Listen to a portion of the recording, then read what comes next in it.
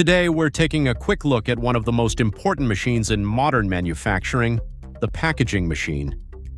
From food and pharmaceuticals to cosmetics and electronics, packaging machines protect products and prepare them for delivery. So, how does a packaging machine work? A packaging machine is an automated system that can fill, wrap, seal, cut, label, and code products with high speed and accuracy. There are several types of packaging machines. Form, fill, seal machines create packages from film, fill them with products, and seal them automatically. Filling machines handle liquids, powders, and granules, while wrapping machines protect products using films or foils.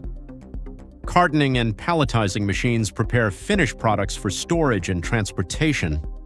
Modern packaging machines use PLCs, servo motors, sensors, and touchscreen HMIs to control the entire process. Operators can adjust settings such as speed, temperature, sealing time, and cutting length for accurate production.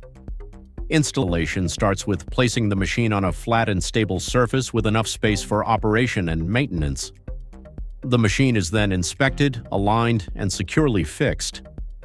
Electrical power, proper earthing, and pneumatic connections are connected where required. After powering up the control panel, operators test functions such as feeding, sealing, and cutting. A trial run is then performed to check packaging quality and machine performance.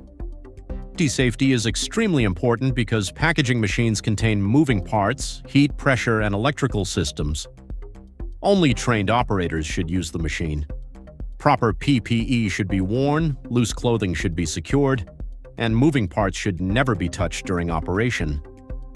Regular inspection and maintenance of belts, rollers, sealing jaws, motors, and sensors are also essential.